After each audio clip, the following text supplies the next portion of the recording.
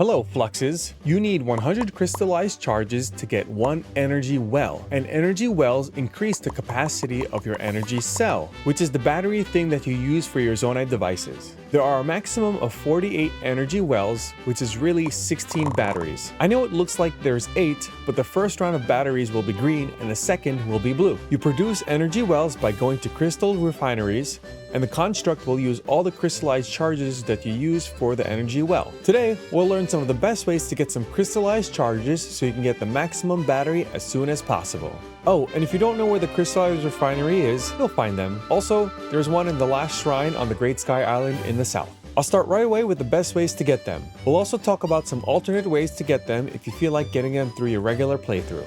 First, let's talk about getting huge crystallized charges, which equals 100 crystallized charges, not to be confused with large crystallized charges, which is 20. So if you have one huge crystallized charge, that equals one energy well for your battery. There are a total of 16 huge crystallized charges in treasure chests. All treasure chests are in the depths. 4 of them are from the Koga battles.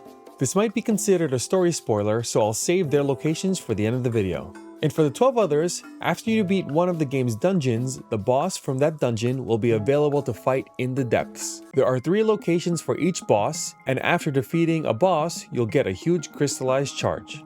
If you beat all 4 dungeons, you can get all 12, but if not, these are the locations for the bosses. The Rito Phenomena bosses are located under the Hebrew West Summit, under the Picada Stone Grove, and under the Deval Peak.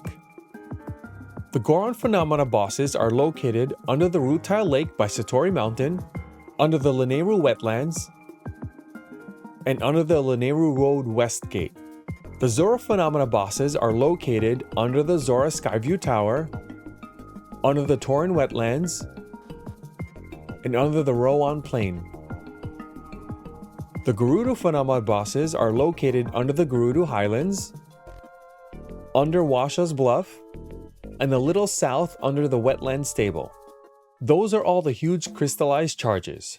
The next best thing is the large crystallized charges, which equal 20. You can buy them from forged constructs, but I'll talk about that later. One of the best ways to get large crystallized charges is from the mini-bosses in the depths. After defeating a mini-boss in the depths, they'll drop a large crystallized charge. If you don't care about which mini-bosses you fight, I'll tell you the route that I made up as I'm making this video, where there are a few mini-bosses close together. Just be aware that I'll be spoiling some mini-boss locations. This is a map of all the mini-bosses in the depths. Link to these object maps will be in the description.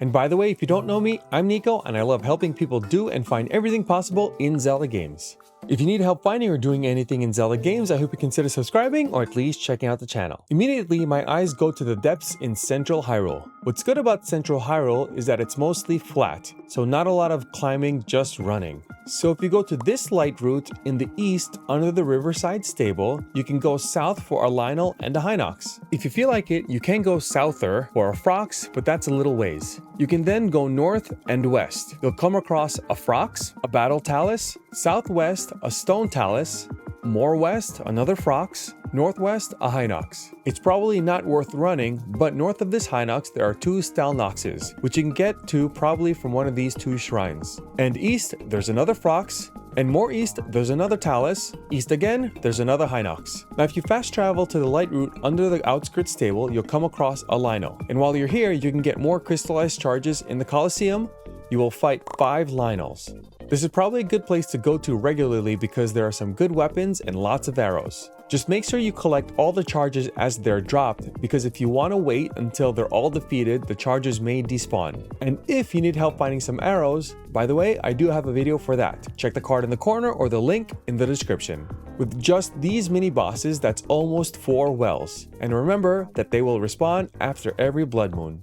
Now for the other locations. You can check the object map since it does depend on how far you are, but to name a few locations with mini bosses close together, there is the light route under the Wetland Stable, there is a blue-white Frox and an armored silver Lionel. And if you have defeated the Gerudo Phenomena, the boss with the huge crystallized charges is here too. The light route just north of that is a Flux Construct 3 and a rare Stone Talus. The light route under the Highland Stable is an armored white-maned Lionel, obsidian Frox, and a Stone Talus. And the light route under the New Serene Stable has an armored white-maned Lionel and an obsidian frox.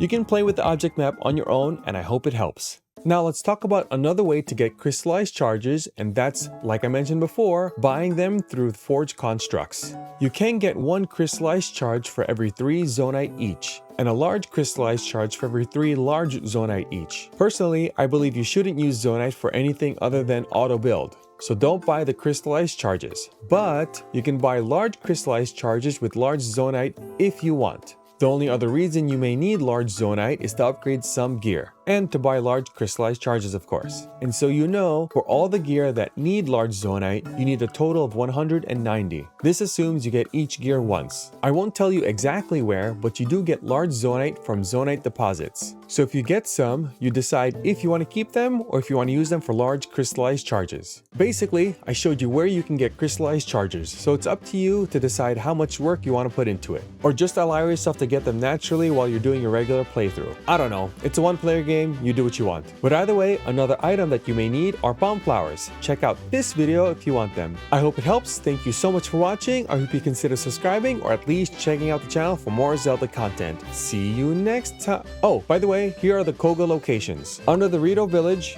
under Zora's Domain, under the Temple of Time on the Great Plateau, and under the Gerudo City. See you next time!